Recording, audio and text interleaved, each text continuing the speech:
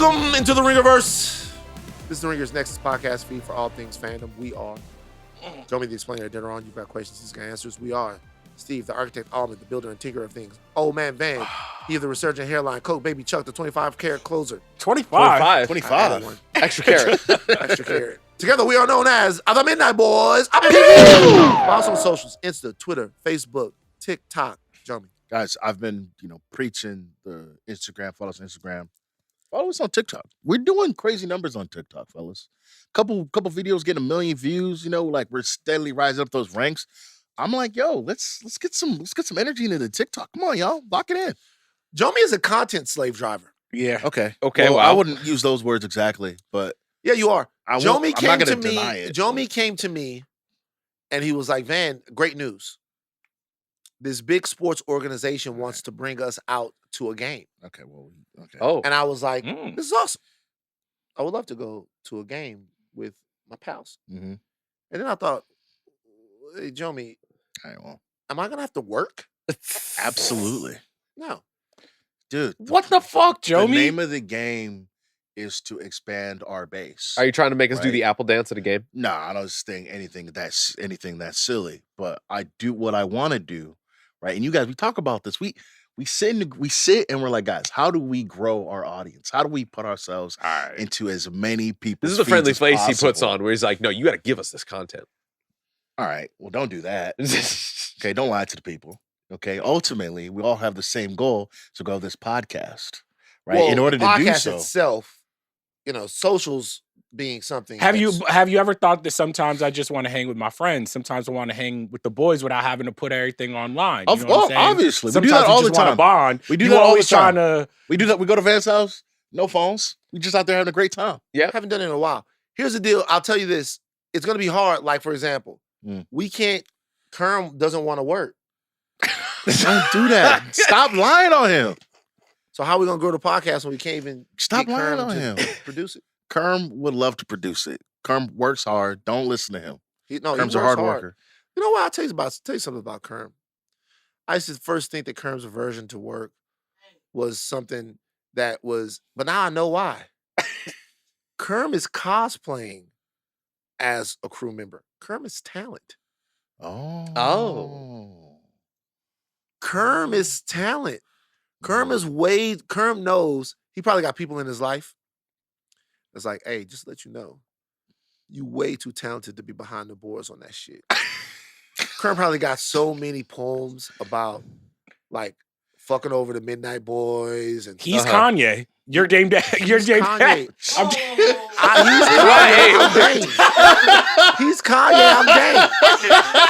It was fun. It was fun for a second. We're on YouTube. Like, comment, subscribe, share. You can watch Midnight Boys, every Midnight Boys, and every House of Art episode on youtube.com/@Ringerverse and also on Spotify. What was that, Aleya? What I just did? Oh. I like it. Reminders! Yesterday we premiered Midnight Munchies. Check it out on finally YouTube. Happened. Midnight Munchies. We got more Midnight Munchies coming for you guys. Yeah. I'm not excited. When I had the idea, I didn't realize that I was going to have to eat the nasty food. Yeah, it wasn't our greatest show unless... Jesus Christ. It is fun when we were like, hey, we got a fun new thing coming and we can't wait to give you more. Maybe not for this. And I will say, I do miss the MRE. MRE was pretty dope. But I think the applications of Midnight Munchies are endless. Yes, because I think about if the turtles come out, pizza. Mm-hmm. I thought you were gonna make a sea turtle or like turtle soup. I was really no. I've never had turtle soup. First of all, it would be so fucking disrespectful. It would be so rude to eat turtle for the turtles. Is there actual turtle in turtle soup? Yeah. Something I was in an undisclosed country one time. I was in a market and they had shark fin. Passport, bro. They had shark fin soup.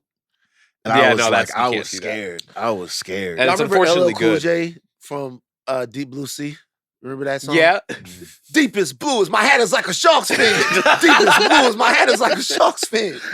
My head is like a shark's fin. And y'all know that clip of LL where he's at the WWE event and the camera flashes to him and he does like this. Yeah. Mm-hmm. Oh yeah. That's because that's from Deepest Blue is My Head is Like a Shark's Fin. What is wrong with LL? He was in the movie Deep Blue Sea. Yeah. It was a hot time for him. And so he was, I feel like that song was part of the theme song to a movie ending. Yeah. Because there were a couple of misses for the movie theme songs, and then they just went away. Sure. Wild Wild West, I think, was like when we were all like, Really? Wild Wild Nah, West, we had Jim more. West, Desperado, Gun Run. No, you don't Want want none, none of this. none. Gun running this. Like, well, I'm telling you, That was man. good. I like the Men in Black in the song. The Men in Black one was the Ooh. best ones ever. Great sample. Men in Black, Turtle Power, Teenage Mutant on the half shell. Heroes 4. In this D&Age, who could ask for more? But Will had those on lock. Yeah. Did Will ever do one for Bad Boys though? I don't think I so. don't think so. I don't think so. Why he didn't do one for Bad Boys? I feel he only did them for more like the family affair. I I feel like see. Bad Boys was a little bit cooler. You know? Yeah. Yeah, he didn't. I don't remember him doing one for Bad Boys. He did. Wild Wild West. Wild the Men Wild in West. Black. Men in Black, and that's it. He didn't What? do one for Hitch. He didn't do one for Hitch. Or Ali. One for Hitch would have been crazy. That would have been. No. That would have gone triple platinum Hitch in my had house. the greatest movie soundtrack song of the 2000s to me. One Thing by A. Marie. Wait a minute. Didn't he do? It's just one Wasn't thing that Miami got for me tripping. Bad Boys? I don't think so. No. Really? Okay. Yeah, Beyonce. Well, we'll get into it. can I say in the MCU, which actor do you think could make the best rap song for a movie? What a great question. Mahershala Ali used to be a rapper. If we'd ever got the Blade movie, maybe we would have got We would've- the yeah, we would've that got would it. have brought him back. Blade Yeah. theme song. You know what I mean? Anthony Mackie, New Avengers, like Papa Doc. Yeah. Anthony Ooh. Mackie as Papa Doc. Anthony Mackie as Papa Doc. Wait, does that make Bucky Barnes fucking M? Eminem. Make some Eminem. Yeah. Jimmy Rabbit. Anthony Mackie as Papa Doc. That works. Vin Diesel made music. Vin Diesel. Vin Diesel. A Groot record for that's actually the one that makes the most sense. Yeah. A Groot record for Guardians of the Galaxy. Rocket on the ones and twos. Rocket on. Oh, come on. I am Groot. I am Groot. I am Oh wait, Groot. I just I am thought of the Groot. word. Nigga, I am Instead of Throw a nigga in there. turtle power, it'd just be coon power for Rocket. All right. You see? You had to I get hate how his genius that is. logo. I hate how Hold on, genius that hold on. is. Rocket Raccoon's rap name would be the Notorious COON.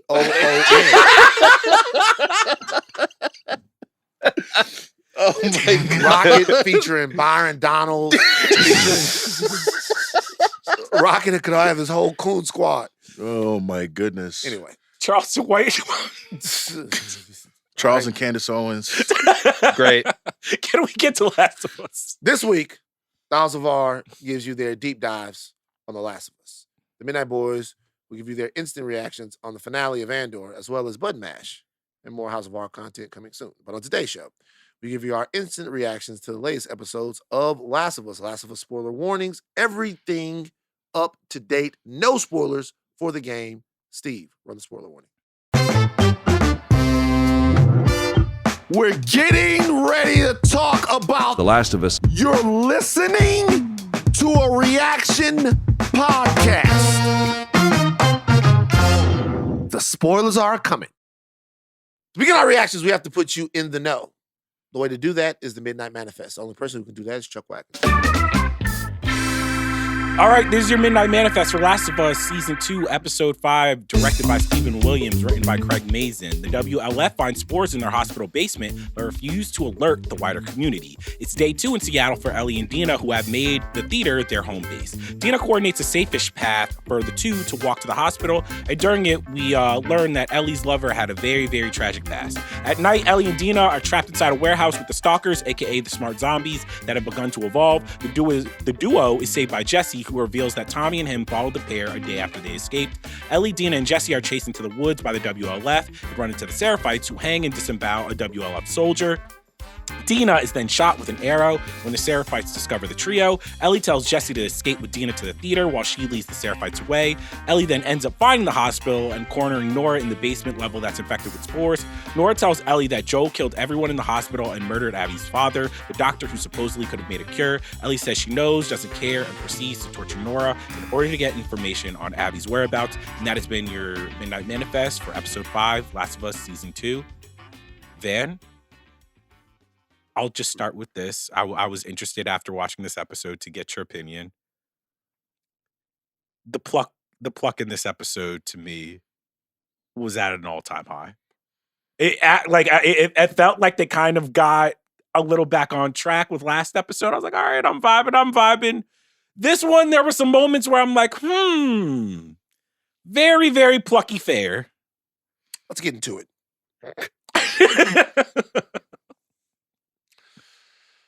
Can we put Pluck Corner to the back burner, though? We can. Okay, if it's okay. Yep. And let's talk about the characters themselves, because I have a lot to say about the Pluck. Because I think that there was something that you said a couple of episodes ago that maybe you got a little shit for that is right, honestly, if I look at this particular episode. And it has to do with 2 letters. YA. Okay. Okay. All right. You see the eyes. Okay. You can feel the heat Feel already. the heat a little bit. So this was kind of a big episode for Ellie to me. Yeah. Mm-hmm. It's a big Ellie episode. Every episode of the show should be a big Ellie episode. It's her show. But this one showed Ellie's vulnerabilities, the things that she's not that great at, and also why she's sort of the hero of the show. She went from both avenging angel to vulnerable, naive traveler, to just daughter again in this episode. She was saved, she was angry, and it was the first one to me that introduced some intentional ambiguity into her character. Because after watching this episode, I'm not sure if we're supposed to like her. I really don't know if we're supposed to like her. I mean, by the end of the scene where she is torturing Nora, I did, and it was purposeful with the TV show, that I think, to your point, there should be some ambiguity whether we should be rooting for her or not. I think I would lean towards the show's like, you shouldn't be. But I was like, ooh, this is tough, because I don't know if I like Ellie as the lead yet of the show. Already pushing Ellie to that prestige TV corner of a really hard person to root for, in terms of like when you would get to the later stages of Tony Soprano's arc and Walt's arc and all these arcs, it was like, I don't know if But you're so deep in with those characters, yes, that you're doing the same thing for them from an art standpoint that you do from the fucked up people that you really know, which is making excuses for them. Yeah. but they had seasons. They had seasons. Whereas with Ellie, I was just like, oh, there's no buffer. It's, you know what I mean? Like, what, Joel died 3 episodes ago and already we got Darkside Ellie? I was a little bit like, oh, okay. When it's normal, right? Nora. When Nora tells Ellie, I asked the Mint Boys this. When Nora tells Ellie that Joel killed all those people, killed the one guy that Could have cured her, should that matter to Ellie? And whether she knows or not, the fact that a human being is telling her this information and saying, hey, this trail and cycle of vengeance that is happening, it's not happening for no reason. Yeah. It's happening because Joel killed not only Abby's dad, who was a doctor, but Abby's dad, who also was the last person on earth with the expertise to stop what's happening around us right now, which, is the fact that this virus is ever mutating. It's a world killer. And so not only did Joel kill him, he might have killed all of us. Should that be enough to just drop it? No. Okay. I don't think so. I mean, ultimately, she's like, I know. And it reminds me of Civil War when Tony and Steve are fighting, and Steve's like, yeah, he's mind controlling. It's like, I don't care. He killed my mom. Like, I don't. That's not really. You His can mom say whatever didn't you do want. nothing though. What if his mom had you know what I'm Yeah, saying? but Tony loves his mom the same way Ellie loved Joel. Like, at the end of the day, like, I don't really care what the excuse is, whether he was brainwashed, whether she was trying to cure the thing, whatever. Interesting. I'm getting my lick back. That's ultimately what this whole thing is about. Again, I- it's not about making sense. It's about revenge. That's all it's about. Yeah. Which is why you're looking at it and you're like, why don't I like this character? Because there's nothing's really based in the emotions are sincere, but they're sinister. They're not. It's not anything good. It's just like, you killed my mans. I got to get you back. The same thing you were talking about last week about why the Seraphites and the Wolves are beefing. It's because you killed one of my homies, or you killed one of your homies, and Eventually then you just lose track of it. you just lose track of it. That's Yeah. ultimately, it's like the beginning of that. You killed Joe killed Abby's dad. Abby killed Joel. Now Ellie's got to kill Abby. It's just a cycle.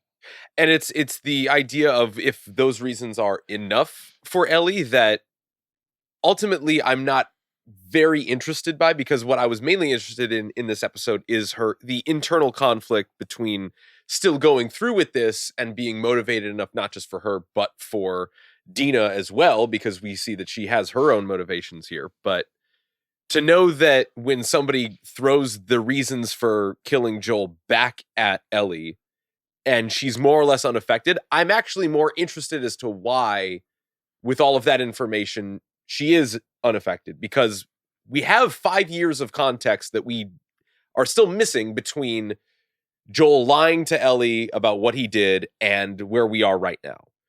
There could have been a lot that happened between Joel and Ellie about that information, about how Ellie might have known or not known what Joel did, that kind of just like lets that reason wash over her when it's thrown back in her face as to why that happened. Part of it could be because she's stupid. Well, Dina said we're not calling her that. It's just a non-scholarly person. Well, Right, a yeah, yeah. non-scholarly person. Stupid. Like, Why do you call her stupid for that? what I'm saying is, let's say that Ellie is non-scholarly or unschooled or whatever. Mhm. Stupid is a harsh word, but let's say that that's the case. It's possible that she's lacking intellectual context for all of this stuff. Okay. Okay. So if you're, I'm just gonna be real with you. Jesus Christ. If you're, I deal with this a lot, right? Mhm. I'll be like, I'll be trying to explain something to someone, and they'll say something, and I'll be like, there's a great book that outlines what could happen if the attitudes that you have and the way that you are pervasive. Yeah. Mhm. There's a great article on this. There's scholarly work on this. There is a curiosity that goes into a certain degree of intellectualism. Mhm. I'm not painting myself as an intellectual, but just an understanding of bigger concepts that sometimes ground you and sometimes make you look at a larger picture. Mhm. And if you don't have that, particularly if Ellie doesn't know the ins and outs of what's going on in Jackson, if she hasn't taken the time to understand the supply chains there and what the average worker means there and what the council does and all of that, then she might not have a respect for how important it is and how much she's needed back there and how much every single person is needed back there. If she's just going through life oblivious, then it simplifies things in a way that are more direct to her. And some other people, like who've taken the time to investigate all of that stuff and be into that stuff, might have a different view of it. They might have a different take on it. I mean, I think that actually what you're talking about is where I'm struggling now with the later parts of this season, where it's very, very interesting to watch a character who's good at their job. And Joel was good at his job in the first season, where he had a mission, he was trained. You believe that this guy could get this little girl to where she needed to go. I think, especially with this episode, Ellie is just so kind of thoughtless and so bad at what she does. By the time Jesse comes to rescue them, I'm happy to see Jesse, but I am feeling this feeling of just like It looks like competence is back in the room. it looks like competence is back, and I'm just like, I want to see that competence from Ellie. When I see Ellie on the screen and like they're making plans, I want to feel like okay. Okay, what does I don't competence know. look like to you from Ellie? I mean, if I'm gonna be 100% honest, she's running around quite, and I get it, like a video game character, where it's like all right, you can't get bit, but you can still fucking die. And I get you can write that off. It's like, oh, she has a god complex and she's a teenager or whatever. But I'm like, all right, how many times are you gonna put Dina in peril before? As a viewer, I'm a little like, oh, yeah, but right, the show has a solve for that, being that Dina has agency and motivation to do the exact same thing that Ellie has been She doing. doesn't. She's in love. And for all of the reasons that her family got murdered in front of her, which we hear about in this episode, she has the reasons to think like Ellie does as well. So you think that Dina has her own motivation to get revenge? Yes. So you think that if Ellie said we want to turn around and go home, that Dina would be like, I don't want to do that? And that's the things that are constantly that she would brought say to that. us in this episode. But I don't think that she would do that. I think that so the way I look at it, and we can have obviously different opinions, is that the one thing in the world that robs you of agency more than anything is love. Love makes you do things that are not smart and things that you wouldn't do otherwise. I understand. Okay. But along with that love, we also have the reason as to why she thinks about wanting to get back at Joel for Joel's murder as well.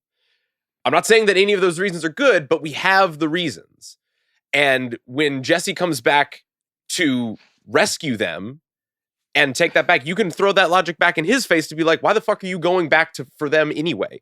They've made their decision. Why are you risking another leader in Jackson just to rescue these senseless teenagers? He loves them. Exactly. Right. But he also says, we're leaving in the morning. Yeah, we can never get out of here. Right. He also says, all right, you guys gave it your best shot. We're leaving. Mm-hmm. And Ellie's like, no. Even Dina was like, hey, what you mean by that, man? Like, we gotta, like, at this point, Tommy and Jesse came all the way here. We have to go.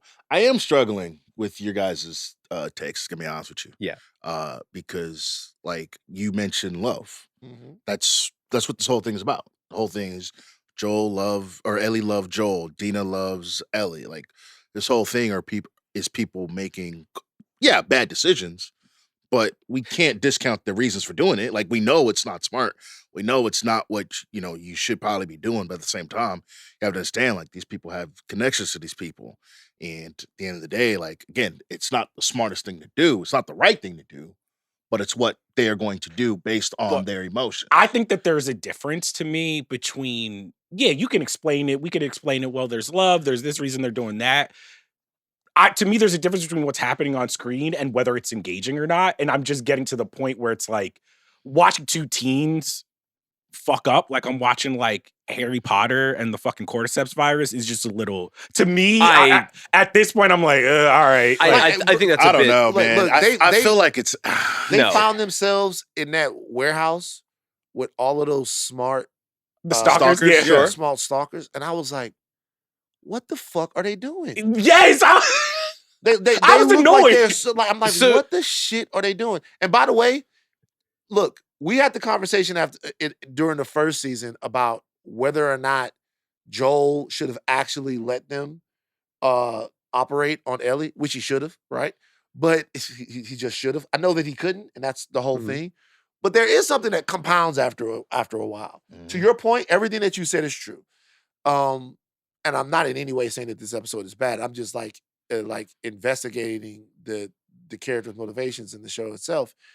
It compounds after a while. Sure. It gets to be, okay, so Joel did something stupid. Okay, so this person does something stupid. Then we're just doing more stupid shit. Which is probably the apocalypse when it's cordyceps floating around and the Scar people are disemboweling people. Can I ask you something?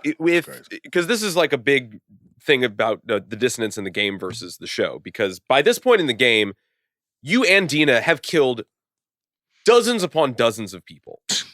Like so many serial murderers. Yeah. Like just to survive and get through to Jackson. Because that's the whole point of the game.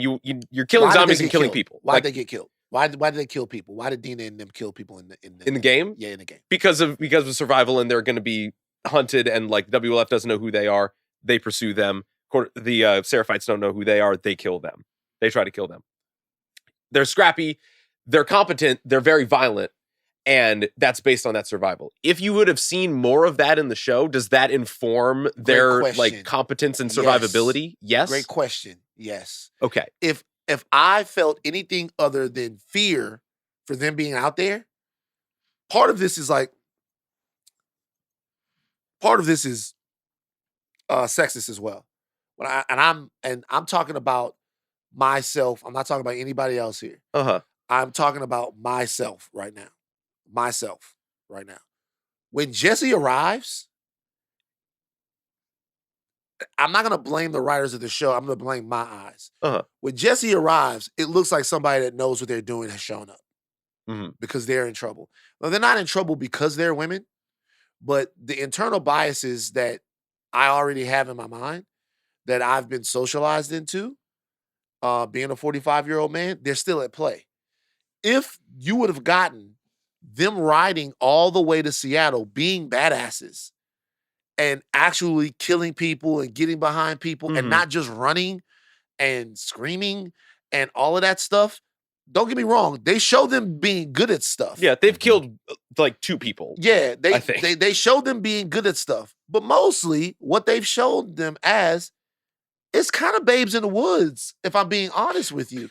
And so babes, not as babes as chicks. I know. But without that level of like either violence or, as you say, competence in a level of like danger such as this, it kind of looks like they're I don't believe they can do this, right. So it seems stupid for them to be trying. I mean, I will say this too, and this is just like the difference between adapting, like of playing a game and then adapting a game to the screen.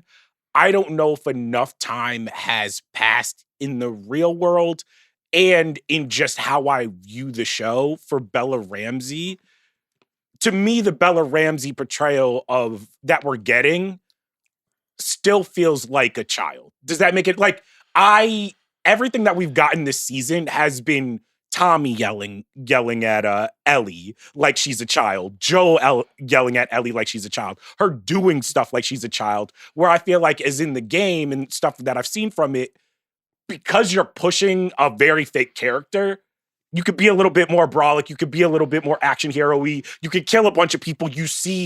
If you see Ellie doing a bunch of action hero shit like Joel was doing, then I could kind of be like, oh, the stalker situation, they miscalculated. But there, to your point, there's hours of gameplay that are making me feel like I'm watching someone who's an action star versus someone who's like, oh, this is very much a teenager or a young adult running around being scared and not being that good. I think Steve makes a good point in terms of like, if we had seen more, again, if you're playing a game, you get to spend 30 hours with somebody and murder a whole bunch of zombies and people and let you know like what their deal is and what they can do. But I think the episode or the show tried to do it in episode 1, right? Where they're at the grocery store, whatever, and her and Dina are just like, well, no guns, knives, just like really like we know what we're doing, 2 clickers, we can handle this. And they kind of, but obviously like the floor caves in and the stalker stuff. And so like, yes, to like both of your points in the sense of we could have seen more and like we needed the game, like the game does a better job of illustrating that. But at the same time, I think the show, did its job in terms of these guys, they know what they're doing. They can handle business, right? They don't need like, I don't think we needed like 8 scenes of them like killing random people who may or may not be coming up on them. Like we know that like when there's clickers, they can handle business, they can get the job done. Right, and I agree. I agree with you. By the way, I don't personally need for this show to make her John Wick in order for me to think that she can handle herself. Yeah. I think that the reason that she's cutting off her empathy from the grander picture and all of the people that she's endangering, Dina, her unborn child, now Jesse and Tommy, for this reason, can be more informed by the idea that all of this context as to what she knows with Joel and what Dina has with her like previous life, which was not mentioned in the game before. I think that's a big departure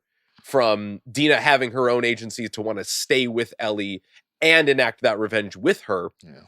I borderline almost felt like more motivation on the part of Dina than the path of Ellie, because she kind of is walking this back a tiny bit. Like, Dina, you don't have to come with us. I'll take you back. I'll walk you The back. scene in the street where she's like, yo, what am I doing? Yeah, dog? she's clearly like having second thoughts about this, where in the game she was not. Like, she was killing all these people, not having a second thought in her mind at all.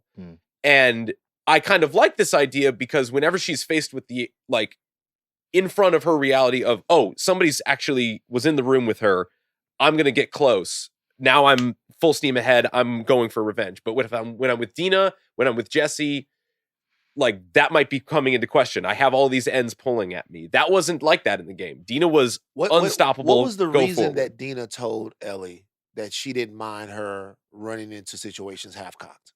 In the game? You're No, asking? in this show. Why? What did she say? Because she would like to get out. She would like to live. No, she said I don't mind. I don't mind you running in half-cocked.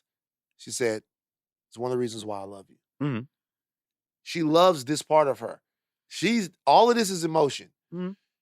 You know what character I thought about when I was watching this? And I hate to compare women to women. Aleya's gonna love this. Did you guys ever watch The Walking Dead? You watch it? Yeah. Mhm. Do you remember Carol? Yes. Early season Carol? Yeah. Early season Carol was with an abusive man, was scared, there is a couple of scenes from the 3rd or 4th season of the show where Carol is so fucking hardened. She assaults this thing by her fucking self, has the rifle, does the whole thing, gets in. At this fucking point, when she is on screen, she is fucking shit up. And so all I'm saying is we've made an abrupt turn in the show. I liked this episode, by the way. Right. I liked this episode because there was a lot happening and it was a lot of fun. Yeah.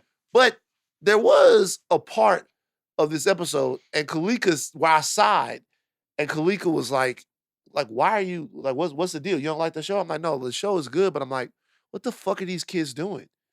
But I'm just, Right. you know what I'm saying? It's like, it's like they're in the whole fucking thing. The stalkers are everywhere. She gets a chance at the end. She still goes for Nora. Nora says, fuck that bitch, she deserves to die. I'm like, whoa, what the fuck? Like, Nora? damn. And then she's sitting there dying of the whole thing. And I'm like, does anything matter to Ellie other than her? Right. Does it like this? And I get it. I understand it. Does anything matter to Ellie? I don't know how much I like Ellie. And I don't know if I'm supposed to like Ellie right now. And maybe at this point I'm not supposed to like her, but Ellie gets on my fucking nerves. And that's an interesting point because you, as the player who has spent all this time playing as Ellie, have no choice but to kind of empathize with her because she is the embodiment of you and your agency in this story. When you're just watching this happen on screen with characters that you may or may not know from Adam and have the equal amount of time with, it kind of lays that bare. And the exercise of that lack of empathy for her is kind of like pretty much out there for all to see because she is being selfish. She is being reckless. She is being all of these things that you as a player were like, well, these are my objectives. This is what I have to do. It's part of the game. It's part of the game. And that's probably the point of this show is to kind of lay that more on its face as it goes. Or what Ellie is going to learn as she's going through this and putting people through this and all of this stuff. Yeah, and our empathy for her is going to be spread more and more thin because we're not her. Did the Dina like big monologue work for y'all? Because that was another part that I kind of bumped up against. I think Dina, the actress that is playing her, is so charming and so great. But that was probably another moment where I was like, this is like, I get what it meant for the story in terms of just like Dina also wanting to tell this woman that she loves, like, I've been through shit too. I've killed people too. Just because I'm throwing up seeing these dead Seraphites, I'm hardened too. I've lived through the apocalypse, but there was a moment where I'm like, we're also getting a lot of almost like exposition dumps from a lot of characters. I even think we ended up liking it, but what's his face from last episode? Jeffrey Wright. Isaac. Yeah. Isaac, yeah. We're getting all these like big dumps of just like, this is the fucked up shit that happened in my past. And I'm like, but that worked though, because at the same time he's doing that, I don't really call that an exposition dump because there was something happening in the scene. It was like, it is, but that's an exposition dump done right. there's something happening in the scene where he's kind of explaining why his torture technique to this guy that pushes the scene forward. The Dina thing is pure exposition dump. The only thing that saves it is the performance. Right. Like I thought it was performed well, but Mhm. that is an exposition sure. dump. And Like, I don't know, to be honest. you think they should have flashbacked it? No, I did. The story sounded horrifying. I didn't want to see it, but there was just a moment where I was like, I think you brought it up, where of course the show is trying to show us about these cycles of violence and revenge, and I think that is trying to show that like, oh, like Dina is a part of this as well, and Dina's connecting to Ellie because she's just like, I've had that feeling of Right. having my family taken from me And knowing what that revenge and felt knowing like. what it, yeah. but there was almost like a level of almost I kind of wish I had learned it slower or learned it in a different way, not just in what I think probably. But you wouldn't have wanted to see it though. You wouldn't have wanted to see some random scene of some young girl out there and a raider coming to her house. You don't think that would have worked? I think that probably would have worked better just in terms of, yeah, just making me, I believe the story, but it was just, I don't know if I needed to see it. I just felt as if the writers and the team and the directors were like, we actually need to explain why the fuck Dina is going along with this dummy mission. Well, Like, I mean, I think I don't know if you needed the whole like Santa Fe story. I think it's mainly for like why she keeps going. But for like go there, it was like me and Joel had a connection too. Like that's also my guy. Right. We want to get our lick back. Let's go get our lick back. You know what I'm saying? So I think it's for like in that moment, should we keep going? Right. Right? Because again, Ellie has a crisis of faith. She's like, yo, you're pregnant. This kind of actually doesn't make sense now that I think about it. I should not be putting you in danger. This whole place is like a complete and utter, like, it's just nasty. We should go. She's like, actually, we shouldn't go because I've been where you are and I didn't have the opportunity to, I got my lick back, but at the same time, like my mom and my sister were dead, right? If I could have done something more, I would have taken the chance 10 times out of 10 if I was home, right? And if I had to watch my mom and dad or my mom and sister get beat down, I would have the same feelings too. So at the same time, I understand like we could go, you have an opportunity that I didn't have. It's the same opportunity. Mm-hmm. So, what do you mean? No, but I mean, She but killed like, the guy who killed her. yeah, but I mean, like, yeah. if she had watched them do it, she didn't get to see them do it. Yeah. Right. And so it's like if I had seen somebody, you didn't have the opportunity to get your lick back in real time. Yeah. There. Yeah. Oh, so Dina had an opportunity. Dina had that Ellie didn't. opportunity. You don't. I'm here to help you get that opportunity. Right. So if you want to go, it's cool. But no matter what, we're like this. We're together. I mean, and narratively, I do think it works from the fact of like, if you think about what Dina's going through, not only was she there when she wasn't there when the raider killed her mom and sister, she was drugged when Joel was killed. So like she's robbed of the moment again of just like this person who's I'm very close with, who is family to me. I wasn't there. I couldn't do anything. Like I had to do something after the fact. Mm-hmm. And I guess what I'm probably talking about now, what my resistance to this episode is just that it feels very compressed time-wise. I even think when you're playing the game, you're investing like hours and hours and you're getting better playing as Ellie and like you're seeing your own growth. And for this, I was just like, damn, they found Nora really, really quick. And like, I'll say this, the Nora stuff in terms of just like when they go down to that basement level and they see all the cordyceps, I was like, this is the coolest shit ever. So there's parts in this, same thing with the subway from the previous episode. There are action set pieces of this show that I'm like, this is fucking rad. Can you enjoy the show without Joel? I don't, right now, I'm not so sure. Like in terms of just like, I have not seen that void be filled yet. And I think they're trying to do it in the aggregate where I'll get a good Dina scene and I'll get a good Jesse scene or I'll get a good Jeffrey Wright scene. And like in the aggregate, I'm seeing all these great actors and even Bella Ramsey, they do an amazing job in certain parts, but there's not that one central figure for me to like the TV thing, for me to want to like watch it every week. That's if I'm funny. being real. Do you think Craig Mazin is Billy Bean right now? It's like, we don't have Joel, but we can recreate him in the We actor. can Right, yeah. recreate it. Yeah. You know what I'm saying? Here's In the the thing, margins. that when Jesse pops in, the reason I did not like that moment where I was just like, yo, aren't you telling me story-wise that Ellie is not only is Joel, but like that's her trajectory?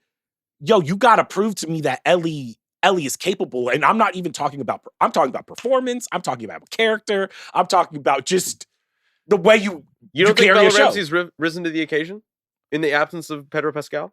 That's a tough question to ask him. I mean, Is it? Yeah, because that question, and let me tell you, let's just talk about the Saji nature of this entire conversation. I'm having a great time with this. So let's just talk about the Saji nature of this entire conversation. But if you ask that question just like that, it makes it seem like there's something that Bella Ramsey is doing that is less impactful than what Pedro Pascal was doing. If you ask it, and let me tell you, so we can't have these conversations devoid of the context. Yeah. That there are a bunch of people out there that are being assholes just for the sake of being assholes. Sure. Okay. Sure. So if you say you don't feel like Bella Ramsey's rising to the occasion, I don't think it's that simple. And that puts you in a binary to where you have to say yes or no. Right. And if you don't like what she's doing as the central character, then the answer is no, but it's not because she's not rising to the occasion. It's because the landscape of the show has changed. And I ask that in good faith, honestly. I do think it is. It's because Joel and Ellie's motivations aren't all that different in terms of when. I have to name something real quick. We in our bag in the new setup. There's something about the conversation that's flowing. You think the couch? I think the couch has made us be a little bit. I don't know what's going on. It's not the content, it's the couch. Jomi? I think when Joel was going through the hospital and mowing down people and blowing people down, the whole thing, we were like, "Go, Joel!" All right, bro. Oh, Jesus Christ. He was shooting people, blowing people, the whole thing, the whole hospital, just blowing every single person in the whole hospital. Blowback? He blew the whole hospital. That whole floor was getting blown. That's crazy. It was crazy. You got to do what you got to do. You got to do what you got to do. You got to do what you got to do. The question is, if you had to get the cure out to the people and you had to blow the whole hospital, would you do it? Desperate times, man. Desperate times. But no, like when he was on his little revenge thing, it was like, cool, man. Go, Joe. Get Ellie. Yeah, we're a team. Good. Yeah, let's go, guys. Ellie's doing it, and it's like, I don't really like. And again, like, I don't want to cast aspersions on you or the people listening, whatever. But it's getting really frustrating watching. We know Ellie's not Joel. Joel's was a special forces.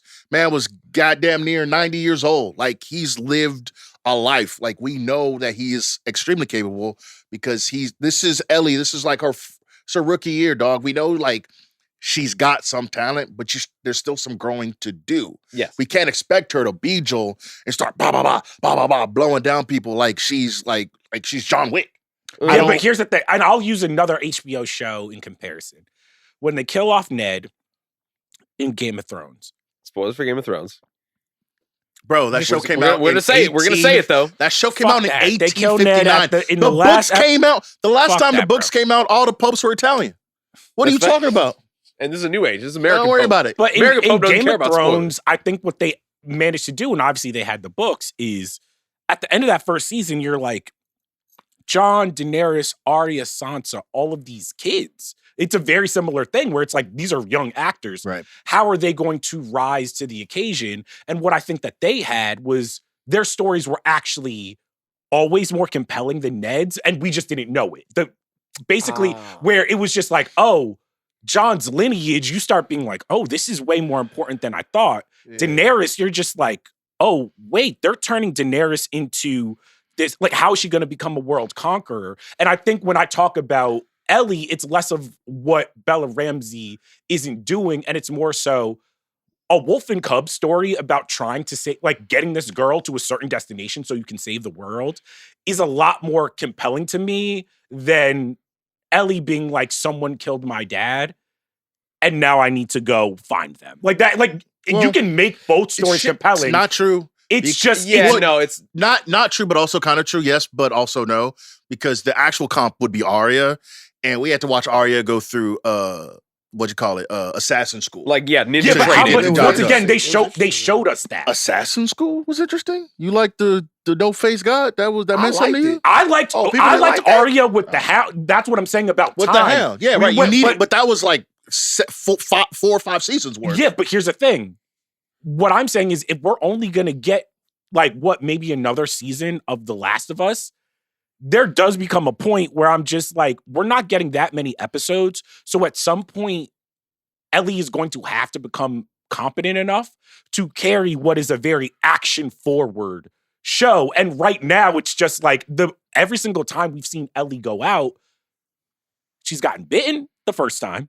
Well, she got bit the second time, and she's put her friends and family in danger almost every single time. And if that happens 3, 4, 5 times on screen in one season, I'm gonna be like, this shit ain't fun to watch. It's annoying.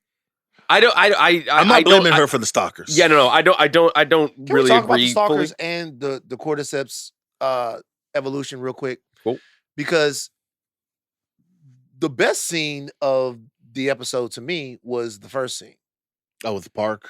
Yeah. Oh, great. That was because I had been informed by the resident Last of Us experts that cordyceps wasn't going airborne in this show. Okay. Good for the show. And then it went airborne, Yeah. which was a fantastic turn. Yes. Yeah. Because it didn't start airborne. It goes airborne, which adds another layer of, oh shit, we're fucked to the show. Mm-hmm. And that entire scene, to me, is kind of the stuff that I sort of care about. Like, which is things are getting worse. And there is a power struggle between all of these factions. Yeah. Is the show mining? Because even like when we get to the end of it, we see all of these cordyceps people in the cordyceps walls and all of that. Breathing the spores out Breathing of them. the spores out. I'm like, yo, we're fucked. I wanted to see all that WLF shit of them like finding the basement, realizing they're fucked. Everybody being like, why are we still in here? You can't tell anybody. To your point, I was like, oh, that's fascinating. Like these people being like, oh, we can bring, because the reveal that I think Craig Mazin does at the end of that scene that was really interesting is revealing like, he's like, yeah, that was my best soldier. And she's like, sorry about your son. And I was like, shit, this was her son that she was talking to on the radio. And he's I still thought alive. that was fascinating. And he's still Still alive. Well, alive in a sense, Yeah, but no. he's down there So breathing. he's a part of cordyceps. So what's happening to those guys down there? I'm sure they're just there to expel spores. Yeah. Oh, Like, so the breathe. cordyceps is keeping them alive so they can expel the spores out. Mhm. Yeah. Sounds about Cordyceps right. is crazy, bro. Also, if I have to be real, if I'm Ellie too, I know that she's immune, but she just walking around like she could just be breathing in these spores. And I'm like, She's this immune. can't be healthy for you. Probably not, but I think it's the same reason why like Deadpool does things like, okay, you can cut my arm off, like whatever, like I'm cool, I'm straight. What just you can't touch me? What are you gonna do? It was pretty sick for Ellie to just be standing over her, just breathing easy. or falling like I'm not crazy. gonna lie. That was This a is great also scene. why I Yeah. probably was like, fuck this episode. And I get it, guys. You're gonna hate me when I say this. Oh, here we go. I can't watch this little white girl beat the shit. This Here we black. go. I was a knew it little was like, coming. fuck this shit. I knew it was coming. I'm sorry. I will say though. Okay, I knew it was well, coming. I will say though. Wait, am I wrong? Yes, but Why? I was absolutely, like, I don't know. absolutely. But when like she first gets to Nora, and I was like, and they're chatting, I'm like, that's way too much talking. Way too much talking for somebody not holding a gun.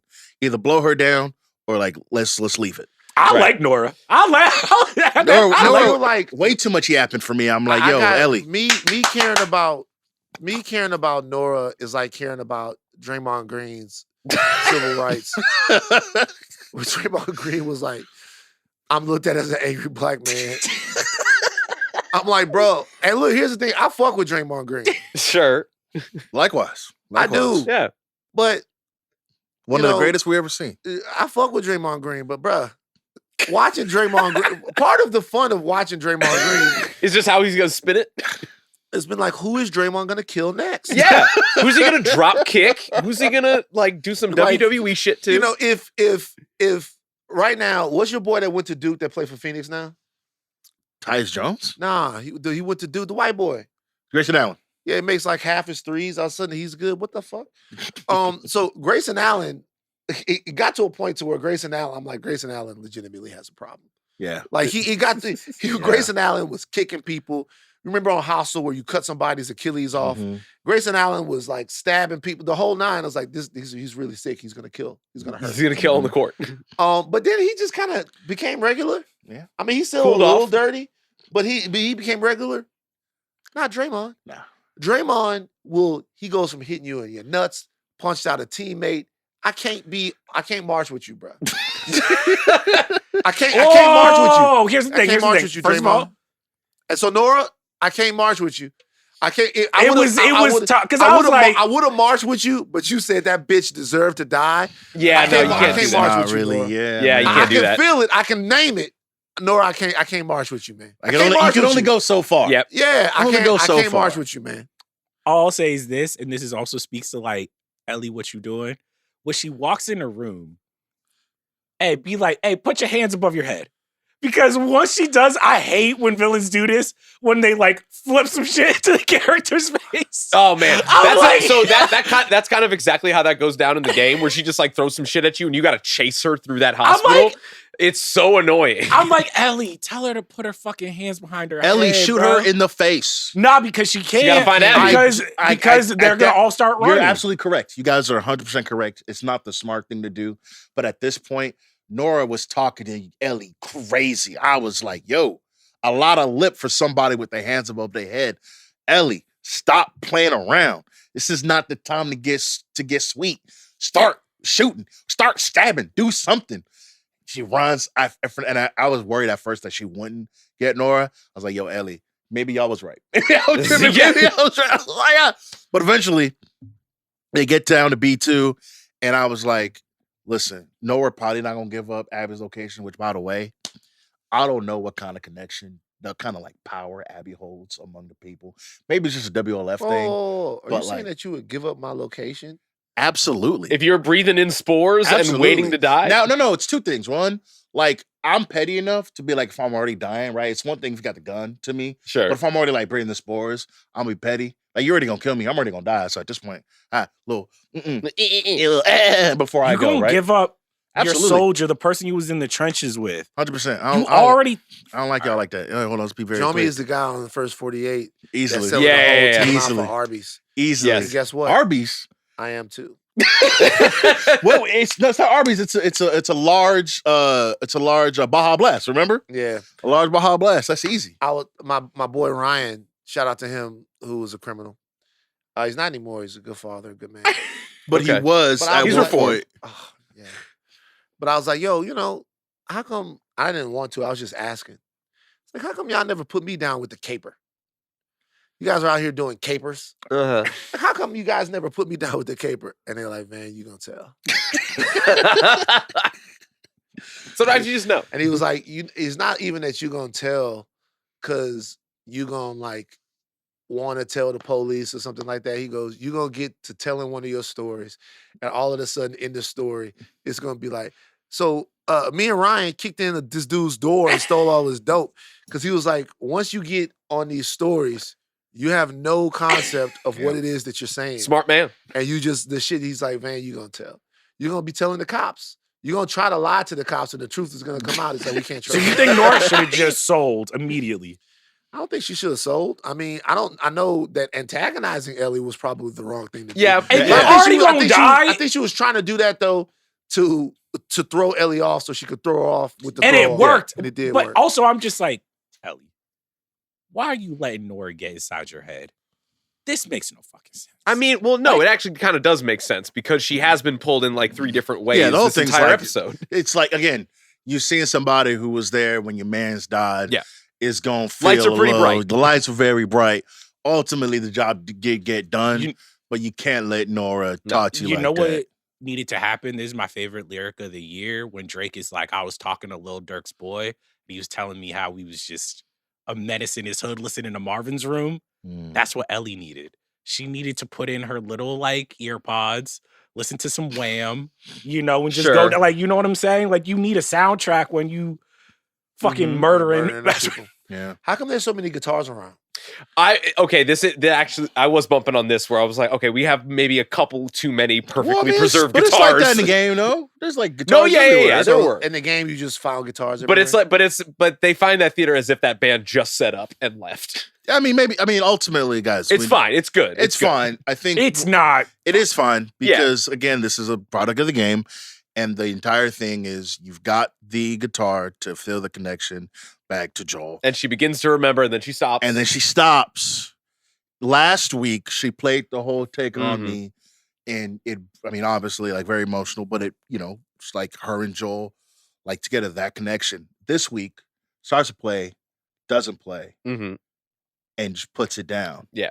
Right. But that's some cutscene shit to me. It's something that works in a video game, and in a TV show, I'm a little bit like, It is a tad too cute because they just did it the previous Yeah. episode, Yeah. but You're it also spamming it for sure, but I Sure. understand the value of what that scene represents. only because that we then immediately flash back near the end of this episode to what will likely be leading into a Joel flashback episode. Guys, should we start a band? I don't Hell play yeah. the instruments well. Well, we should So- all learn to. First of all, do we know how to play instruments? The four of us. I I know don't some No. chords. I know some chords. on Can the we? keys. Should we start a band? Should we all learn how to play an instrument, Okay. Mhm. and then maybe at the end of the year or next year, start the Midnight Family Band? Okay. Okay. cool. Can we get a hell bus? We Can I could do be the like tr- we the could be like triangle? Explosions in the Sky. We don't even need a singer. It's like Okay. It's like Oh, jam band. I love Explosions in the Sky. No, why can't we be like the Roots? We could get Kerm on the. We could Oh, get Oh Kerm. Get my 20 God. people on here? Yeah. Hey, you know Maracas are what? easy. I gotta be honest with you, man. The producers' room, y'all be salty. Very sassy back there. Yeah, like y'all, we can't get y'all to have fun for nothing. Y'all are two curmudgeons. That's y'all news names. The curmudgeonly duo. The curmudgeonly. Y'all are curmudgeons back there. I'm trying to have fun. Morton Salt trying- Factory back there, bro. The Salt Factory. Wow. That's the name. That's the new name. The Midnight Collective is gone. Morning Laurie's over there. The Salt Factory is what we gonna call y'all. Y'all have some fun. Kerm, can we be your band? Absolutely, guys. Let's do it. Yeah! Also, really quick, this is also something where I was just like, Dina is very resourceful. It was getting on my nerves where I'm like, yo, can you let Dina triangulate this shit? She working on this map. Go Based- fuck off somewhere else. Based on Ellie. how Ellie was tracking, she couldn't spell triangulate. I was like, hey, this is my issue too. When you was bringing up, is Ellie kind of dumb? I'm like, everybody from Jackson who shows up on the show is like, damn, you dumber than a fucking sack of bricks. Like they look at Ellie like, you dumb piece of shit. Yeah. Maybe the show, maybe her arc is going to be her becoming more learned and maybe a little bit more capable. in this Getting way. her Maybe- GED. Maybe getting her GED. I mean, she did, because also, Dina was like, have you heard of the Amish? And I'm like, here we go. Hey, I'm like, it's here a we fair go. point. But once again, though, when she's telling her about the Amish, it goes back to what I was telling you before. The fact that she knows that gives her context for who the Seraphites are. Yeah. And let's talk about these motherfuckers. We watched somebody disemboweled on the fucking show. It was a Tough. tough watch. That was tough. Again, bro, like, it's one thing to hang somebody. He pleading for his life. They're actually, we're not really in the business of information, actually. It's not about the message, it's about, like, killing you. And so he's doing his whole, like, no, please. So, like, and it's one thing to, like, hang somebody, but, like, it's a completely, like, nasty and other thing to hang them and then put that's a hat on a hat right there. freaking little blade thing there and just, like, as he's going up, just literally slice him in half. I was disgusted and revolted and frankly scared watching it. Honestly, I love the Seraphites, because if it's the end of the world and maybe like I'm going up against people with machine guns and all I have is bow and arrows, I am doing the psychological shit. I am painting. I'm gotta be painting the crazy. blood on the walls. We disembowel. You're going to be afraid of me. Because here's the Yeah. thing. The WL11 is about to run into the woods after them. I'm like, is the woods infected? The woods infected? I'm like, no, they're like, those is crazy Seraphite motherfuckers out there. They got Fuck, crossbows. man. Like, I was like, oh, they really scared of these people. I would be too. Yeah, you see for that? good reason. Not going there to Jesus. get disemboweled. Nah. Who do you that's a think, tough way to go. Would you be the guy? Because here's the thing, of everybody who has the jobs with the Seraphite, there's a person who got to set up the news. There's the guy who has to do the disemboweling. I feel like the best job is the guy who gets to like paint with the blood. You could be like, all right, I just gotta. Muse? No. You want to be Muse? No, that's begging for an infection. Yeah. Wait, which one would you want to be of the Seraphites? The guy that gets the bucket that like they stand on. I don't want to be the knife guy. I think the hang guy, you know what I'm saying? It's a lot of upper Actually, body. no, the knife guy might be because you're the rock star, and like once you do that, you're kind of Yeah, done. but Your y'all, job's you know done. what I'm saying? Like the wolves, you know, the prophet, you gotta do like the whole thing. Like I'm not really I like want to be I the can keep guy the monologue. going, hey, maybe we shouldn't do this. Why? they'll hang you next. You're Yeah, next. guess who's I don't next, wanna- man? Bro, buddy. let me tell you something. I've told y'all this before. Nothing gets Van like stabby. Stabby is tough. Really? Yeah, It's tough to watch people Shooty, get stabbed. fine. Shooty, fine. Stabby, bad. Stabby, bad. That's why You did I love prison movies, but they're such a hard watch. I'm Stab. where like, they're just going. anytime they bring out a shank, it's like I'm 80 like, times when they. I was How like, many times you gonna stab the nigga? Yeah, Like you stabbed him, like you. We gotta make sure. You got just like a tooth, like a but toothbrush. But you stabbing him so many times, man. Give him a chance. Nah, I mean the whole thing is to not give him a chance. The whole That's- thing is you're to right. kill him. So, But the Seraphites to me, we are getting clear definitions, in my opinion, of everybody's motivations. Seraphites, WLF. We're getting a little bit further away from Jackson. well, except for when the Jackson comes running. I know, but what I mean is the whole Jackson ethos. Yeah. But we are getting a full understanding of the pitfalls, of the stakes, and the dangers of this world, and more to the point, the dangers of indoctrination by following the Seraphites and then following the WLF, because all these people are people that have been highly indoctrinated. do Jesse and Tommy return in the game at the same point as they do in the show? No, and I think it's safe enough to say that when you happen upon Tommy in the game, Tommy had left before Ellie and Dina to go off on his own revenge mission. Because again, the differences between this and the game, Tommy does not have a child. Jackson is not left vulnerable due to an attack. Tommy is informed enough to just go off and do a revenge mission for himself. Then you come upon him when Jesse comes after you guys. But in this, they follow you because you've left and because Jackson is now vulnerable. So that's the biggest change for them as far as to follow you rather than go off on their own. Yeah. It's tough. Look, now we'll get to the pluck corner. The show is plucky. It's a plucky show. It's a plucky show. It's a plucky show. And you know, it's based around pluck. It's based in pluck. It's a show that has a plucky lead, and every time she's on the screen and she's not running, there's pluck. Sure. Okay. The question is the pluck ruining the show? No. But if you're somebody like myself who's adverse to pluck and doesn't like teenagers doing stupid shit, there are times in the show where you go. Charles said that the show was playing like some YA shit a couple of weeks ago. I didn't agree then, But now. but it is a little YA. So I have a question. This is maybe like a fundamental question about pluck. Is it pluck in general when you just see kids doing stuff, or do they have to be successful at what they do despite not having like the base knowledge to do this thing well? Pluck is kids being obtusely dumb. Yes.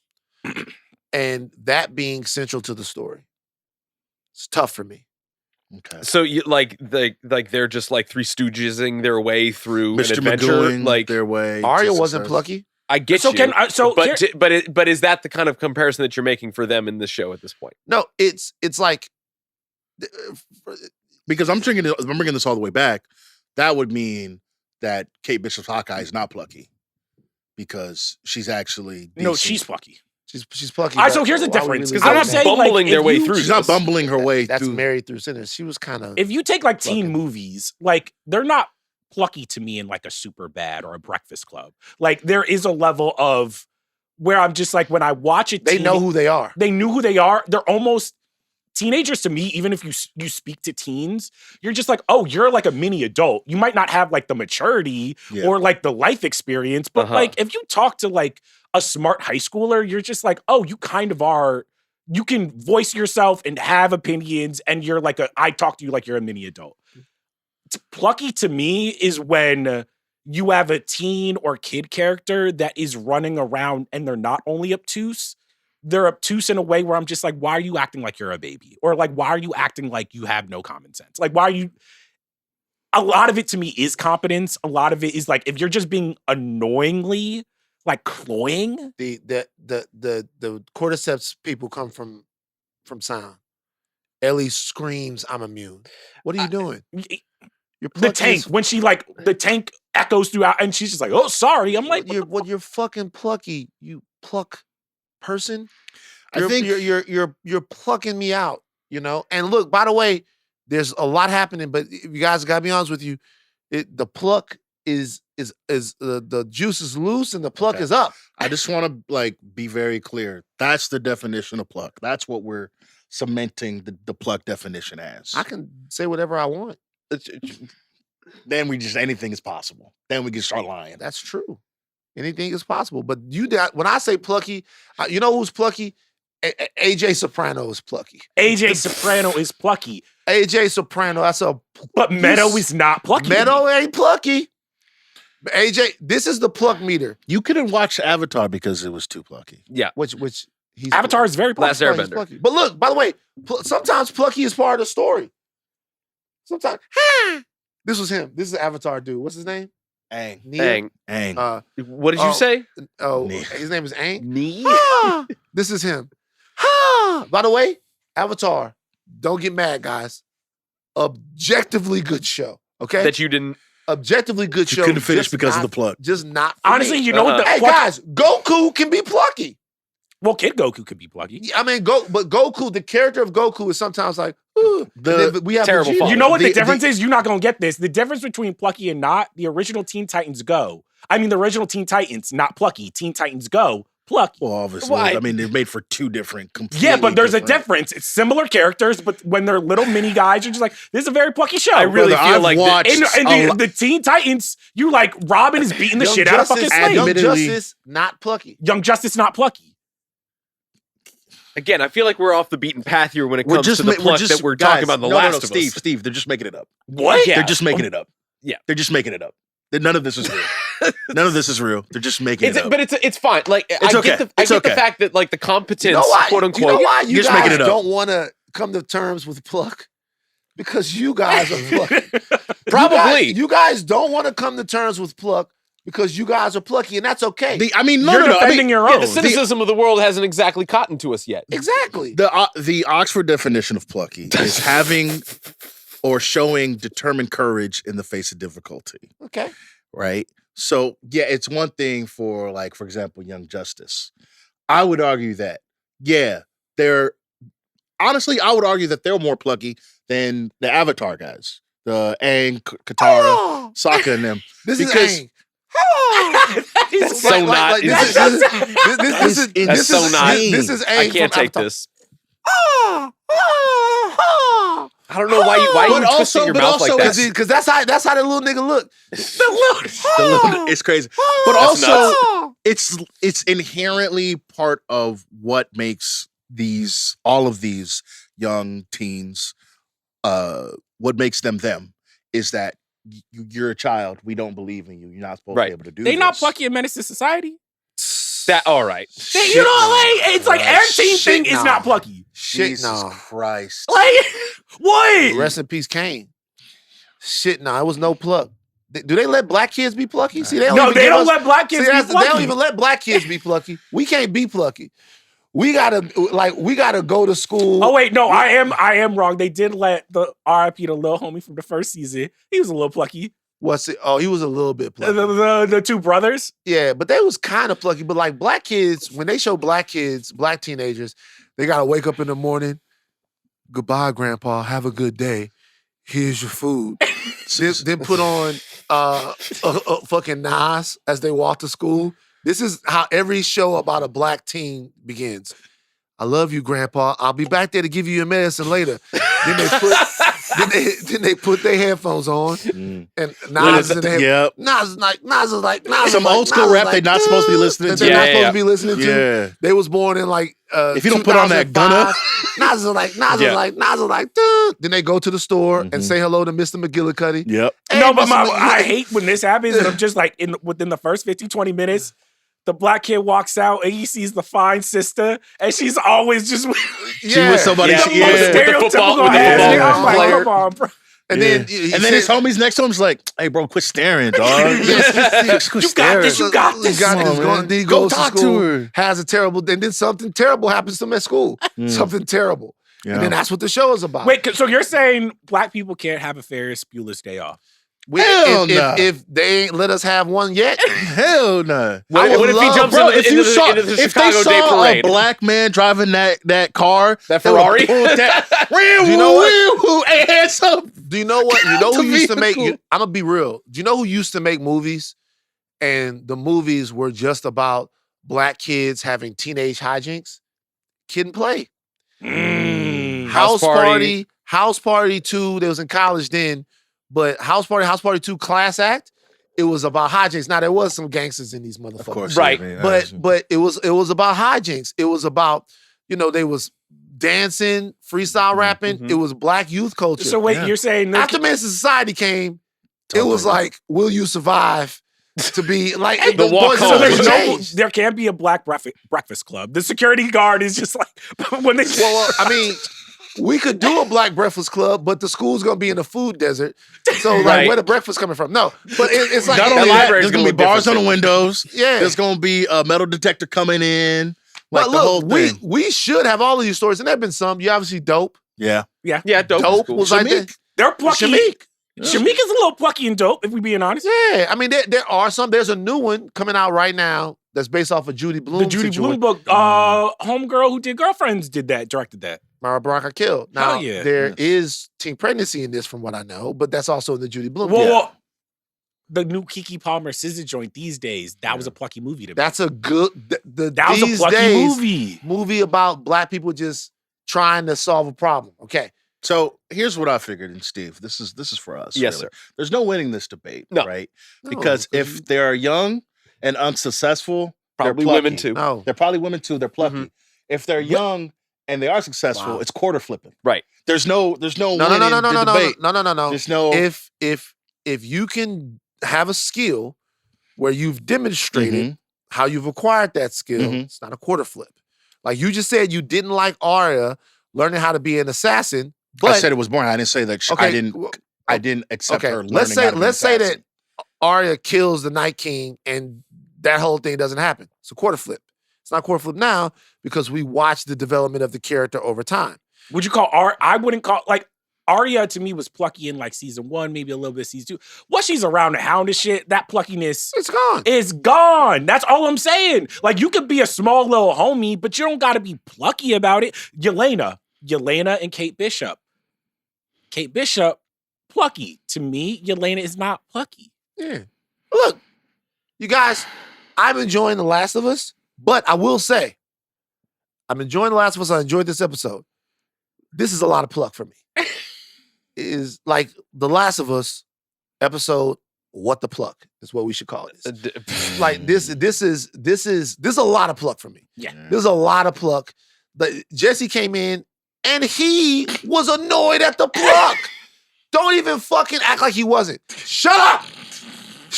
Like he was annoyed at the pluck. Well, go back and watch the scene. Nah, Jesse was hot. Jesse Yeah, was Jesse annoyed. was- at the Jesse was Shut annoyed. up. Shut up. You're ruining everything. I was gonna be the president. I'm probably gonna die. I was gonna be the president of the United States of America. And I'm probably dead. Can you imagine I'm if probably Jesse dead. in that moment learned that Dina was pregnant? He'd be like, oh hell no. Oh yeah, we gotta wait for that. And really, like, there's nothing he could do because really, what he would want to do is just, put hands on Ellie, but he can't. All right. What? All right. What? All right. Oh, man. if Ellie's character were male, and he stole his girl, and then took his pregnant girl into a battle zone, those two people are fighting. Wait, so you're saying if this was Elliot and he's just like, we raising a kid now? If that happened, there is going to be a fight. They are going to have a fight. Now they Why can't you fight get and they this- shouldn't man. fight. They can't fight and they Jesus shouldn't Christ. fight. But those two characters are going to have a fist Oh fight. my It's going to be a part of the show. It's like, You're certain about that? I'm 1,000,000% true. If I mean, Jesse if I'm comes being back- honest- if Jesse comes back and is like, oh, we're here. First of all, there's going to be a male thing with the fact that you're with my girl now. You've had sex with my girl. She's pregnant with my baby. He doesn't know that. Whatever. When he This finds happened out, in Walking when he Dead finds with out. Rick, John Bernthal, it's the and same Lori. thing. And you know Rick that whole They- time was like, just like, If those two characters are male, they're going to fight. It's the same thing.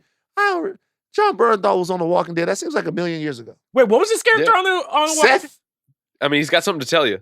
I got something to Wait, how Let did me tell you he, something. how did he die? He got, well, Spoiler. he got turned into a zombie.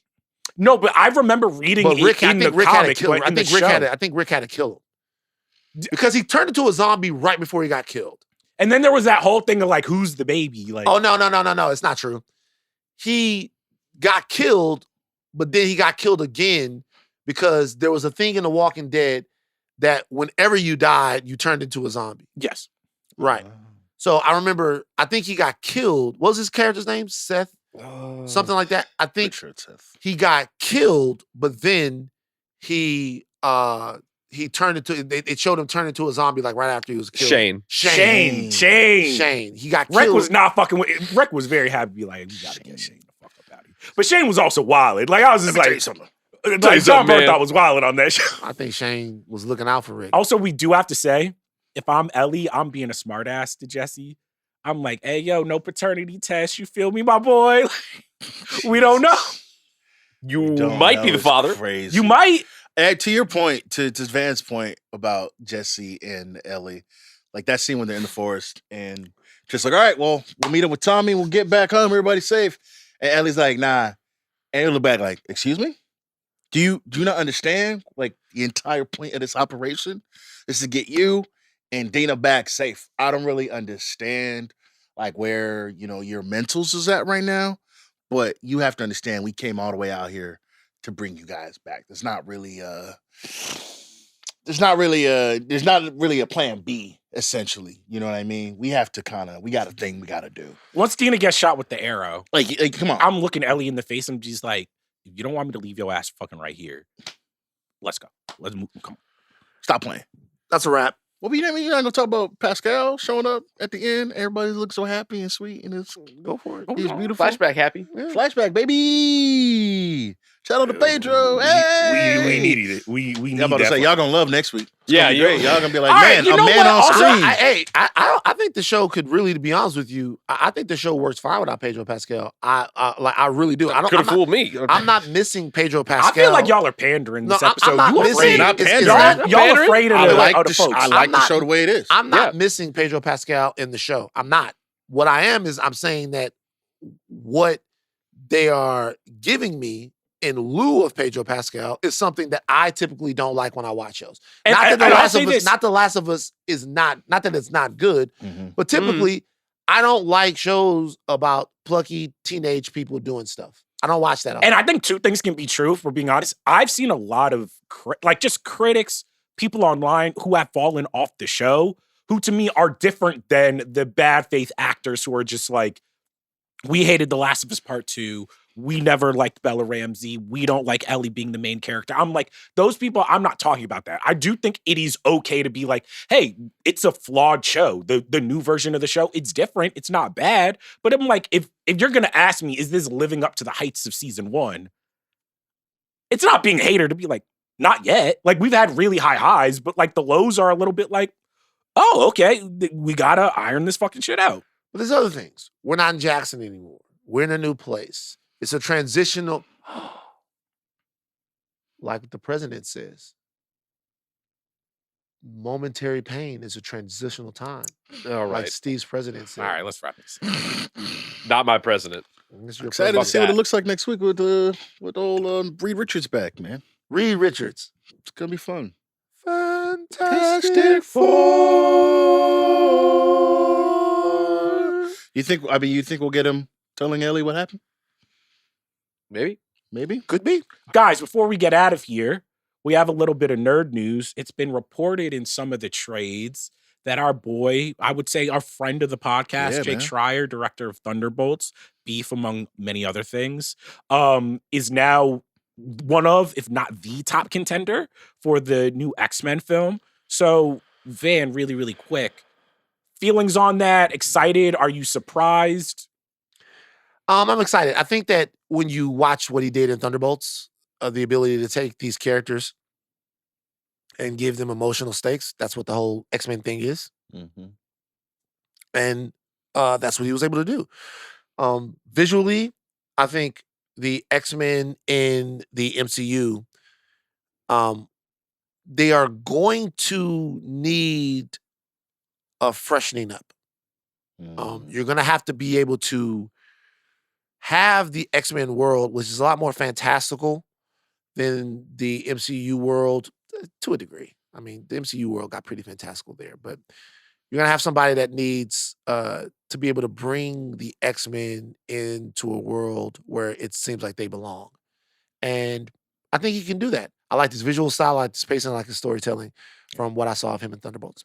I mean, I think also what this tells me is that I think the genius of early Marvel is that they would take these directors who may not have super big movies under their belts, but are obviously talented, like the Russos or Coogler or Waititi, and they put them in this system where it's like, oh, now that you know how to make a Marvel movie, almost we're going to give you more money, more chances, and I just think that pool has just been decimated in recent years. And I think they're finally getting back to like Matt Shackman did WandaVision. So they're like, all right, you did WandaVision, we're giving you Fantastic Four. Mm-hmm. Daniel Cretton, who did Shang-Chi, he's getting to do the new Spider. He was supposed to do King Dynasty, he's doing Spider-Man. Mm-hmm. And I think with Jack Schreier, they're like, okay, we're tapping someone who's proven that not only can he shepherd one of these films, but he can do team dynamics. He can, like, we trust him. And I think for a lot of fans, they're probably like, we wanted a bigger name. Why couldn't it have been this guy or that guy? But I do kind of think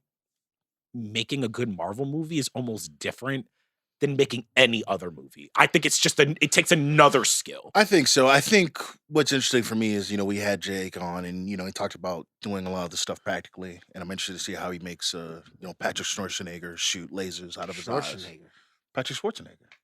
Let's say it was like Cyclops. I don't know. really don't want Could be. Patrick Schwarzenegger. as That Cyclops. wouldn't, yeah. I mean, don't- it not looks my it looks the Cyclops. part. Looks the part. Yeah. Looks the part. Patty Pat. Yeah, but I mean, like, He's a good actor. No, he's a good actor. I yeah. liked him on White Lotus. It's just Yeah. What did we say? You say Jack Wade? We were like Jack Wade on the interview. We'll see. Jack, I fuck with Jack, but Jack doesn't have the Cyclops thing. Jack Quaid. I think he could do a good villain. I could see it. We could put him. Yeah. Mr. He's a Sinister. tad old for me. Yeah. But no, like, I'd be interested to see like what a practical X-Men movie looks like, to your point, because a lot of fantastical, a lot of these people with these powers are very much, they're not shooty, punchy. You know what I'm saying? They're shooting laser out of their eyes. They are bamfing from place to place. They're getting claws out, So it'd be interesting to see like what a practical X-Men movie would look like. It'd probably be a little different than what we got in Thunderbolts, but the whole thing is family. The whole thing is connection. And so having Jake be behind that with his work at Thunderbolts, making, again, a lot of characters we don't really care about, like aside from Yelena, U.S. Agent, throwaway, Ghost, throwaway, like bringing that same connection that he did to the Thunderbolts, he can bring to like X-Men characters that we have so much history with, Yeah. and that we love. We have all those connections to. If he can bring that Yeah. same kind of empathy and that same kind of connection to them, In that Sentry scene, here's the thing, with a little bit of more of a budget, I'm like, oh, okay, you could do scenes where I'm like, this action is crisp. Mm-hmm. I want to see what like Schreier could do with a little bit more money, bigger characters, bigger Yeah, canvas. Yeah. Yeah. Instead of, we could have got Thunderbolts too, but I guess that's Doomsday. I guess. What director? Because people, there were people who were like, yeah, I love this, and people were like, I don't know. What director out there do you feel like they could get for like a reasonable amount of money, who also is also okay with not having a lot of control at this point? I don't, because like can't Coogler coming imagine. up, I would rather Coogler do an X-Men movie than Black Panther 3, but like, obviously he could do an X-Men movie, but I think where he shines is when he's able to infuse a lot of himself into something. Yeah. That is fair. And Yeah. so with Wakanda Forever and with Black Panther, those work as Marvel movies, but they also work as Ryan Coogler's narratives or thoughts on these specific issues or these specific things. And I don't think he's going to be able to do that with the X-Men. And Maybe he will. it but- feels like when we talked to Jake, the amount of control that he seemed to have around that project was actually a lot more than we might have expected, because every time that there was either pushback about like using a certain character or using certain things that he might have had, it was a collaborative thing, Jake's words, not mine. And it seems that if you can prove yourself to be like not only adequate, but quite good in that environment, then you get another at bat, and then you get another at bat. And then it kind of gets to be when you have that kind of freedom to push those boundaries outside of a more seasoned director or a bit more of an expressive one, that seems to work pretty well. I like the idea that Jake has gotten a good team and character dynamic driven story behind him that looked great, that felt great, that was very entertaining. And this is another level up. This is perfect for him. I use the word involvement, not control. Sure. There we go. Yeah, I don't think he had very much control. Mhm. I just don't think you do as a director on Marvel. I think you're in charge and you're running the show. But I think the control comes from Feige and the rest of the guys there. But it's just the way that it is. But I think I was surprised, to your point, that he wasn't getting what seemed like directives.